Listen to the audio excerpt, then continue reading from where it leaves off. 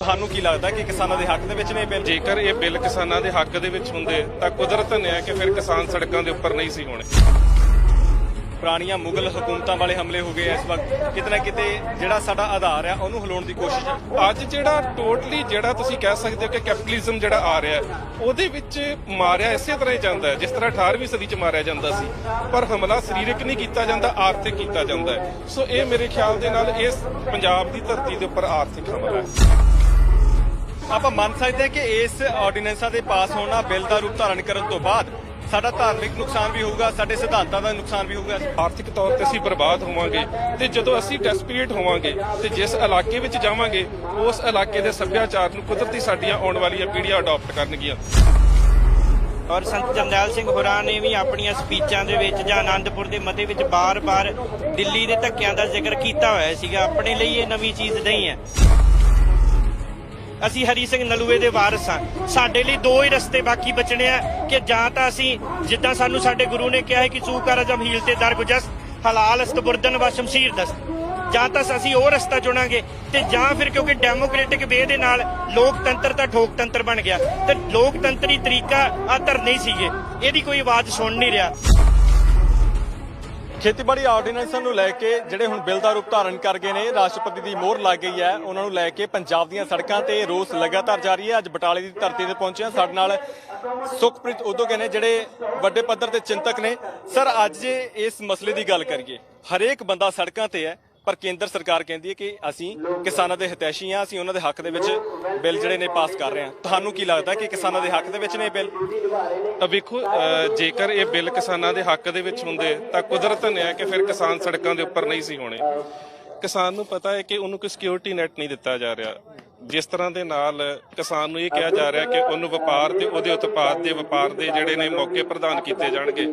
ਤੇ ਕਿਸਾਨ ਨੂੰ ਪਤਾ ਹੈ ਕਿ ਉਹਦੇ ਕੋਲ ਵਪਾਰ ਕਰਨ ਦੀ ਨਾ ਤੇ ਸਮਰੱਥਾ ਹੈ, ਨਾ ਉਹਦੇ ਕੋਲ ਆਪਣੀ ਜਿਹੜੀ ਉਪਜ ਹੈ ਉਹਨੂੰ ਭੰਡਾਰ ਕਰਨ ਦੀ ਸਮਰੱਥਾ ਹੈ, ਤੇ ਨਾ ਕਿਸਾਨ ਇੰਨੇ ਲੰਮੇ ਸਮੇਂ ਤੱਕ ਉਡੀਕ ਕਰ ਸਕਦਾ ਹੈ ਕਿ ਉਹ 6 ਮਹੀਨੇ 7 ਮਹੀਨੇ ਪਹਿਲਾਂ ਸਟੋਰ ਕਰੇ ਤੇ ਉਸ ਤੋਂ ਬਾਅਦ ਮੰਡੀ ਦੇ ਵਿੱਚ ਵੇਚ ਸਕੇ। ਦੂਜੀ ਗੱਲ ਜਿਹੜਾ ਕਿਹਾ ਜਾ ਰਿਹਾ ਕਿ ਜਿਹੜਾ ਇੰਡੀਆ ਨੂੰ ਇੱਕ ਫੂਡ ਜ਼ੋਨ ਬਣਾ ਦਿੱਤਾ ਗਿਆ ਕਿ ਤੁਸੀਂ ਕਿਤੇ ਵੀ ਆਪਣੀ ਜਿਹੜੀ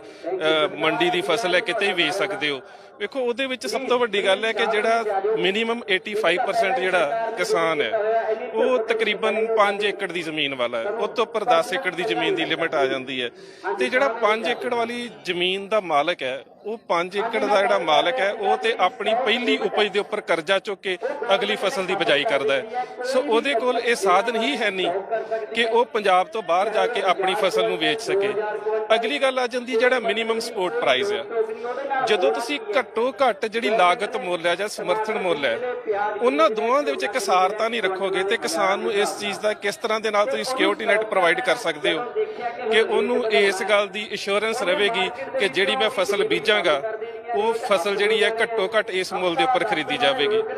ਜੇਕਰ ਤੁਸੀਂ ਅੱਜ ਤੋਂ 40 ਸਾਲ ਪਿੱਛੇ ਜਾਂਦੇ ਹੋ ਤੇ ਆਨੰਦਪੁਰ ਸਾਹਿਬ ਦਾ ਮਤਾ ਜਿਹੜਾ ਉਸ ਵੇਲੇ ਸੀ ਤਾਂ ਅਕਾਲੀ ਦਲ ਦਾ ਪਾਲਿਸੀ ਪ੍ਰੋਗਰਾਮ ਜਿਹੜਾ ਅਕਤੂਬਰ 1973 ਦੇ ਵਿੱਚ ਲਾਗੂ ਕੀਤਾ ਗਿਆ ਜਾਂ ਜਿਹਨੂੰ ਆਨੰਦਪੁਰ ਸਾਹਿਬ ਦੇ ਮਤੇ ਦੇ ਨਾਮ ਦੇ ਨਾਲ ਜਾਣਿਆ ਜਾਂਦਾ, ਉਹਦੀ ਸ਼ੁਰੂਆਤ ਹੀ ਇੱਥੋਂ ਹੁੰਦੀ ਸੀ ਕਿ ਜੇ ਕੋਈ ਸਰਕਾਰ ਨਿਆਂ ਪਸੰਦ ਹੈ ਤਾਂ ਨਿਆਂ ਪਸੰਦ ਜਿਹੜੀ ਸਰਕਾਰ ਆ ਉਹ ਕਿਸਾਨਾਂ ਦੀ ਜਿਹੜੀ ਉਪਜ ਹੈ ਉਹਦਾ ਘੱਟੋ ਘੱਟ ਖਰੀਦ ਮੁੱਲ ਜਾਂ ਘੱਟੋ ਘੱਟ ਜਿਹੜਾ ਸਮਰਥਨ ਮੁੱਲ ਹੈ ਤੈਅ ਕਰਨ ਤੋਂ ਬਾਅਦ ਕਿਸਾਨ ਨੂੰ ਉਹਦੇ ਉੱਪਰ ਸਾਰੇ ਜਿਹੜੀ ਉਹਦੀ ਉਪਜ ਦੇ ਉੱਪਰ ਖਰਚੇ ਆਉਂਦੇ ਨੇ, ਲਾਗਤ ਆਉਂਦੀ ਹੈ, ਉਹਦੇ ਤੋਂ ਬਾਅਦ ਉਹਦੀ ਜਿੰਸ ਦਾ ਮੁੱਲ ਤੈਅ ਕਰਕੇ ਫਿਰ ਕਿਸਾਨ ਨੂੰ ਓਪਨ ਮਾਰਕੀਟ ਦੇ ਵਿੱਚ ਉਹ ਵੇਚਣ ਦੀ ਜਿਹੜੀ ਆ ਪਰਮਿਸ਼ਨ ਦੇਵੇਗੀ। ਸੋ ਇਹ ਕਿਤੇ ਨਾ ਕਿਤੇ ਬਹੁਤ ਵੱਡਾ ਘਾਲਾ ਮਾਲਾ ਜਿਹਦੇ ਕਰਕੇ ਕਿਸਾਨ ਆਪਣੇ ਆਪ ਨੂੰ ਸਿਕਿਉਰ ਫੀਲ ਨਹੀਂ ਕਰ ਰਿਹਾ। ਭਾਜੀ, ਤੁਹਾਨੂੰ ਇਸ ਵੇਲੇ ਕੋਈ ਕਿਉਂਕਿ ਤੁਸੀਂ ਸਿੱਖ ਚਿੰਤਕ ਹੋ, ਸਿੱਖ ਹਿਸਟਰੀ ਨੂੰ ਲਗਾਤਾਰ ਵਾਚਦੇ ਰਹਿੰਦੇ ਹੋ, ਤੁਹਾਨੂੰ ਲੱਗਦਾ ਕਿ ਇਹ ਹਮਲੇ ਪੁਰਾਣੀਆਂ ਮੁਗਲ ਹਕੂਮਤਾਂ ਵਾਲੇ ਹਮਲੇ ਹੋ ਗਏ, ਇਸ ਵਕਤ ਕਿਤੇ ਨਾ ਕਿਤੇ ਜਿਹੜਾ ਸਾਡਾ ਆਧਾਰ ਆ ਉਹਨੂੰ ਹਿਲਾਉਣ ਦੀ ਕੋਸ਼ਿਸ਼ ਹੈ? ਵੇਖੋ, ਇਹਦੇ 'ਚ ਕੋਈ ਸ਼ੱਕ ਨਹੀਂ ਕਿ ਜਦੋਂ ਅਸੀਂ 18th ਸੈਂਚੁਰੀ ਦੀ ਗੱਲ ਕਰਦੇ ਹਾਂ, 18ਵੀਂ ਸਦੀ ਦੀ ਗੱਲ ਕਰਦੇ ਹਾਂ, ਸਾਡੇ ਉੱਪਰ ਜਿਹੜਾ ਹਮਲਾ ਹੁੰਦਾ ਸੀ ਉਹ ਸਰੀਰਕ ਹਮਲਾ ਸੀ। ਅਸੀਂ ਉਸ ਸਰੀਰਕ ਹਮਲੇ ਦਾ ਸਰੀਰਕ ਬਲ ਦੇ ਨਾਲ ਸਹਿਜ ਮੁਕਾਬਲਾ ਕਰਨ ਦੇ ਸਮਰੱਥ ਸੀ। ਅੱਜ ਜਿਹੜਾ ਟੋਟਲੀ ਜਿਹੜਾ ਤੁਸੀਂ ਕਹਿ ਸਕਦੇ ਹੋ ਕਿ ਕੈਪੀਟਲਿਜ਼ਮ ਜਿਹੜਾ ਆ ਰਿਹਾ ਉਹਦੇ ਵਿੱਚ ਮਾਰਿਆ ਇਸੇ ਤਰ੍ਹਾਂ ਹੀ ਜਾਂਦਾ ਹੈ ਜਿਸ ਤਰ੍ਹਾਂ 18ਵੀਂ ਸਦੀ 'ਚ ਮਾਰਿਆ ਜਾਂਦਾ ਸੀ, ਪਰ ਹਮਲਾ ਸਰੀਰਕ ਨਹੀਂ ਕੀਤਾ ਜਾਂਦਾ, ਆਰਥਿਕ ਕੀਤਾ ਜਾਂਦਾ ਹੈ। ਸੋ ਇਹ ਮੇਰੇ ਖਿਆਲ ਦੇ ਨਾਲ ਇਸ ਪੰਜਾਬ ਦੀ ਧਰਤੀ ਦੇ ਉੱਪਰ ਆਰਥਿਕ ਹਮਲਾ ਹੈ। ਇਸ ਹਮਲੇ ਨੂੰ ਅਸੀਂ ਦੇਖੀਏ ਕਿਉਂਕਿ ਐਗਰੀਕਲਚਰ ਆਧਾਰ ਹੈਗਾ ਪੰਜਾਬ ਦਾ, ਜੇ ਇਹ ਆਧਾਰ ਹਿਲ ਗਿਆ ਤੁਹਾਨੂੰ ਲੱਗਦਾ ਕਿਤੇ ਨਾ ਕਿਤੇ ਸੱਭਿਆਚਾਰਕ ਤੌਰ ਤੇ ਵੀ ਪੰਜਾਬ ਦਾ ਨੁਕਸਾਨ ਵੱਡੇ ਪੱਧਰ ਤੇ ਹੋਵੇਗਾ? ਵੱਡੇ ਪੱਧਰ ਤੇ ਨਹੀਂ, ਬਹੁਤ ਵੱਡੇ ਪੱਧਰ ਤੇ ਹੋਵੇਗਾ। ਜਦੋਂ ਅਸੀਂ ਸੰਤ ਜਰਨੈਲ ਸਿੰਘ ਖਾਲਸਾ ਭਿੰਡਰਾਂਵਾਲੇ ਦੀ ਗੱਲ ਕਰਦੇ ਆ ਤਾਂ ਹਰ ਸਕਾਲਰ ਇੱਕ ਗੱਲ ਨੂੰ ਤਾਂ ਮੰਨਦਾ ਨਾ ਕਿ ਉਹਨਾਂ ਦੇ ਵਿੱਚ ਜਿਹੜੀ ਸੈਂਸ ਆਫ ਪ੍ਰਪੋਰਸ਼ਨ ਸੀ ਉਹ ਇਸ ਚੀਜ਼ ਦਾ ਆਧਾਰ ਸੀ ਕਿ ਜਦੋਂ ਤੁਹਾਡੇ ਜ਼ਰਾਇਤੀ ਖੇਤਰ ਦੇ ਕੋਲ ਜਿਹੜੀਆਂ ਤੁਹਾਡੀਆਂ ਜ਼ਰਾਇਤੀ ਸਹੂਲਤਾਂ ਤੇ ਜ਼ਰਾਇਤੀ ਉਪਜ ਖਤਮ ਹੋ ਜਾਂਦੀ ਹੈ ਤੇ ਤੁਸੀਂ ਡੈਸਪੀਰੇਟ ਹੁੰਦੇ ਹੋ। ਕੁਦਰਤੀ ਪੰਜਾਬ ਹੁਣ ਤੁਸੀਂ ਵੇਖੋ ਜਿਹੜਾ ਬਿਹਾਰ ਦੇ ਵਿੱਚ MSP ਨਾ ਹੋਣ ਕਰਕੇ ਜਿਹੜਾ ਬਿਹਾਰ ਦਾ ਕਿਸਾਨ ਆਉਂਦਾ ਮਜ਼ਦੂਰ ਪੰਜਾਬ ਦੇ ਵਿੱਚ ਉਹ ਬਿਹਾਰ ਦਾ ਕਿਸਾਨ ਹੈ, ਉਹ ਹੌਲੀ ਹੌਲੀ ਇੱਥੋਂ ਦੇ ਕਲਚਰ ਨੂੰ ਅਡਾਪਟ ਕਰਦਾ ਹੈ। ਹੁਣ ਜਦੋਂ ਪੰਜਾਬ ਦੇ ਵਿੱਚ ਕਿਸਾਨੀ ਉਜੜੇਗੀ ਆਰਥਿਕ ਤੌਰ ਤੇ ਅਸੀਂ ਬਰਬਾਦ ਹੋਵਾਂਗੇ ਤੇ ਜਦੋਂ ਅਸੀਂ ਡੈਸਪੀਰੇਟ ਹੋਵਾਂਗੇ ਤੇ ਜਿਸ ਇਲਾਕੇ ਵਿੱਚ ਜਾਵਾਂਗੇ ਉਸ ਇਲਾਕੇ ਦੇ ਸੱਭਿਆਚਾਰ ਨੂੰ ਕੁਦਰਤੀ ਸਾਡੀਆਂ ਆਉਣ ਵਾਲੀਆਂ ਪੀੜ੍ਹੀਆਂ ਅਡਾਪਟ ਕਰਨਗੀਆਂ। ਸੋ ਇਹ ਕੁਦਰਤੀ ਹੈ ਕਿ ਜਦੋਂ ਵੀ ਕਿਸੇ ਕੌਮੀਅਤ ਦਾ ਆਰਥਿਕ ਤੌਰ ਤੇ ਲੱਕ ਟੁੱਟਦਾ ਉਹਦੇ 'ਚ ਡੈਸਪੀਰੇਸ਼ਨ ਹੁੰਦੀ ਹੈ ਤੇ ਜਿਸ ਇਲਾਕੇ 'ਚ ਜਾਂਦੀ ਹੈ ਉਸ ਇਲਾਕੇ ਦੇ ਸੱਭਿਆਚਾਰ ਨੂੰ ਉਹ ਪ੍ਰਭਾਵਿਤ ਕਰਦੀ ਹੈ, ਉਸ ਤੋਂ ਪ੍ਰਭਾਵਿਤ ਹੁੰਦੀ ਹੈ ਤੇ ਆਪਣੇ ਸੱਭਿਆਚਾਰ ਤੋਂ ਟੁੱਟਦੀ ਹੈ। ਕਿਤੇ ਕਿਤੇ ਆਪਾਂ ਮੰਨ ਸਕਦੇ ਹਾਂ ਕਿ ਇਸ ਆਰਡੀਨੈਂਸਾਂ ਦੇ ਪਾਸ ਹੋਣਾ, ਬਿੱਲ ਦਾ ਰੂਪ ਧਾਰਨ ਕਰਨ ਤੋਂ ਬਾਅਦ ਸਾਡਾ ਧਾਰਮਿਕ ਨੁਕਸਾਨ ਵੀ ਹੋਊਗਾ, ਸਾਡੇ ਸਿਧਾਂਤਾਂ ਦਾ ਨੁਕਸਾਨ ਵੀ ਹੋਊਗਾ।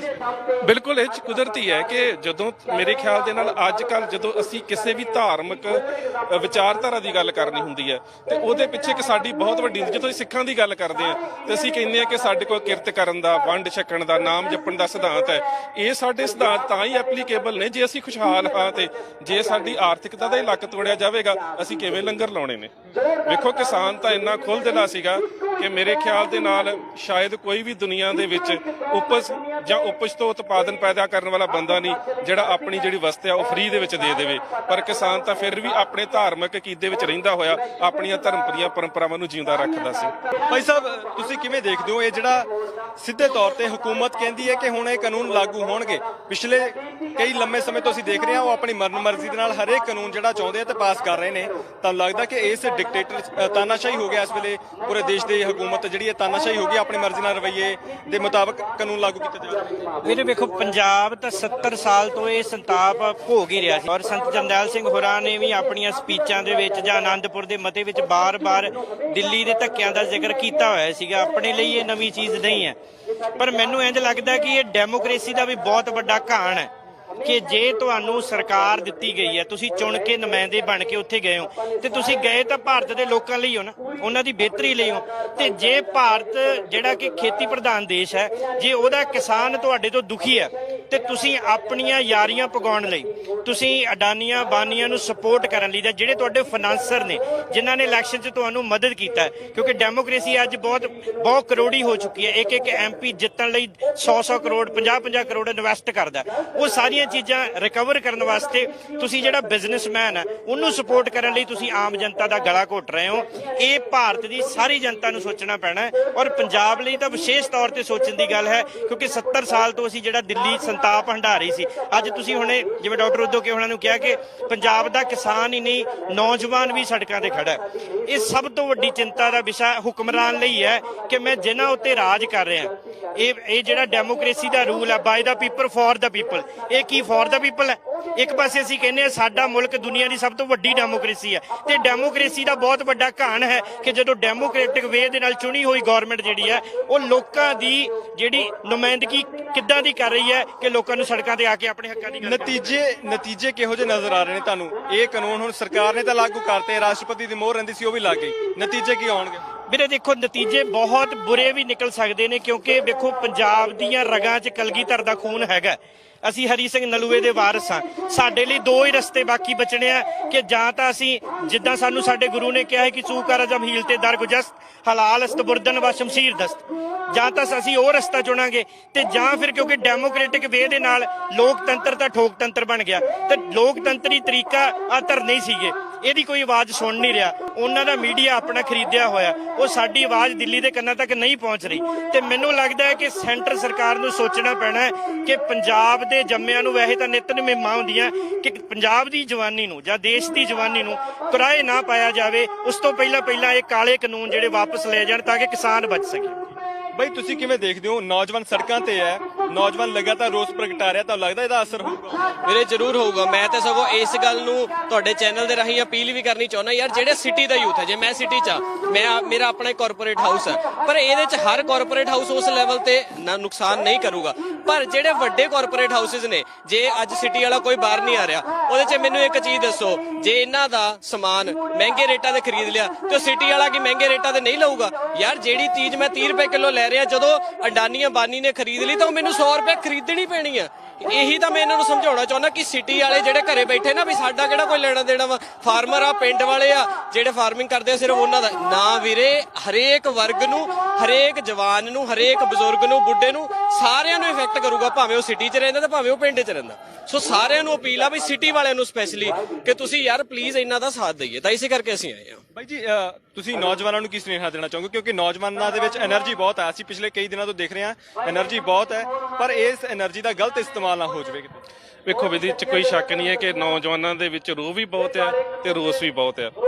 ਇਸ ਚੀਜ਼ ਤੋਂ ਬਚਣਾ ਪਊਗਾ ਕਿ ਕਿਤੇ ਕੋਈ ਸ਼ਰਾਰਤੀ ਅਨਸਰ ਕੋਈ ਇਵੇਂ ਦੀ ਹਰਕਤ ਨਾ ਕਰੇ ਕਿ ਇਹ ਜਿਹੜਾ ਸਾਡਾ ਸੰਘਰਸ਼ ਦਾ ਰੂਪ ਹੈ ਇਹ ਵਾਇਲੈਂਸ ਵਾਲੇ ਪਾਸੇ ਚਲਾ ਜਾਵੇ। ਸਰਕਾਰਾਂ ਨੂੰ ਵੀ ਇਸ ਚੀਜ਼ ਤੋਂ ਸੁਚੇਤ ਕਰਨਾ ਚਾਹੀਦਾ ਲੋਕਾਂ ਨੂੰ, ਤੇ ਉਹਨਾਂ ਨੂੰ ਸੁਚੇਤ ਕਰਨਾ ਵੀ ਚਾਹੁੰਦੇ ਕਿ ਉਹ ਵੀ ਆਪਣੇ ਵੱਲੋਂ ਕੋਈ ਐਵੇਂ ਦੀ ਕਾਰਵਾਈ ਨਾ ਕਰਨ ਕਿ ਨੌਜਵਾਨ ਕਿਤੇ ਕਾਨੂੰਨ ਨੂੰ ਆਪਣੇ ਹੱਥ ਵਿੱਚ ਲੈ ਲਵੇ। ਦੂਸਰੀ ਗੱਲ ਹੈ ਕਿ ਇਹਦੇ 'ਚ ਕੋਈ ਸ਼ੱਕ ਨਹੀਂ ਕਿ ਨੌਜਵਾਨਾਂ ਨੇ ਹਮੇਸ਼ਾ ਹੀ ਇਸੇ ਤਰ੍ਹਾਂ ਸੰਘਰਸ਼ ਦੇ ਵਿੱਚ, ਕਿਸੇ ਵੀ ਕੌਮੀ ਸੰਘਰਸ਼ ਦੇ ਵਿੱਚ ਹਿੱਸਾ ਲਿਆ ਹੈ, ਪਰ ਜਿੱਥੇ ਜਾ ਕੇ ਅਸੀਂ ਹਾਰੇ ਹਾਂ, ਅਸੀਂ ਟੇਬਲ ਟਾਕ ਦੇ ਉੱਪਰ ਹਾਰੇ ਹਾਂ। ਤੇ ਮੇਰੇ ਖਿਆਲ ਦੇ ਨਾਲ ਜੇ ਅਸੀਂ ਪਿਛਲੀ ਸਵਾਰਥੀ ਲੀਡਰਸ਼ਿਪ ਤੋਂ ਸਬਕ ਸਿੱਖਦੇ ਹੋਏ ਇਹ ਨੌਜਵਾਨਾਂ ਦੀ ਲੀਡਰਸ਼ਿਪ ਨੂੰ ਹੁਣ ਟੇਬਲ ਟਾਕ ਦਾ ਮੌਕਾ ਦਈਏ, ਤੇ ਮੇਰੇ ਖਿਆਲ ਦੇ ਨਾਲ ਇੱਕ ਵਧੀਆ ਬਦਲ ਪੰਜਾਬ ਨੂੰ ਦਿੱਤਾ ਜਾ ਸਕਦਾ। ਸੋ ਸਿੱਖ ਚਿੰਤਕ ਵੀ ਇਸ ਧਰਨੇ ਦੇ ਵਿੱਚ ਪਹੁੰਚ ਰਹੇ ਨੇ, ਸਾਫ਼ ਤੌਰ ਤੇ ਕਹਿ ਰਹੇ ਨੇ ਕਿ ਨੌਜਵਾਨਾਂ ਨੂੰ ਵੀ ਸੁਚੇਤ ਰਹਿਣ ਦੀ ਲੋੜ ਹੈ ਕਿ ਕਿਤੇ ਨਾ ਕਿਤੇ ਉਹਨਾਂ ਨੂੰ ਕੁਰਾਹੇ ਪਾਉਣ ਦੀ ਕੋਸ਼ਿਸ਼ ਨਾ ਹੋਵੇ। ਨਾਲ ਦੀ ਨਾਲ ਉਹਨਾਂ ਨੇ ਸਾਫ਼ ਤੌਰ ਤੇ ਕਿਹਾ ਕਿ ਜਿਹੜੀਆਂ ਕੋਸ਼ਿਸ਼ਾਂ ਨੇ ਕਿਤੇ ਨਾ ਕਿਤੇ ਪੰਜਾਬ ਦਾ ਸੱਭਿਆਚਾਰ, ਪੰਜਾਬ ਦਾ ਇਤਿਹਾਸ, ਪੰਜਾਬ ਦੇ ਲੋਕਾਂ ਦੇ ਵਿੱਚ ਜਿਹੜੀ ਅਪਣੱਤ ਸੀਗੀ, ਜਿਹੜੀ ਕਿਰਤ ਕਰਨ ਦਾ ਜਿਹੜਾ ਸਿਧਾਂਤ ਸੀਗਾ, ਉਹਨਾਂ ਤੇ ਸਿੱਧੀ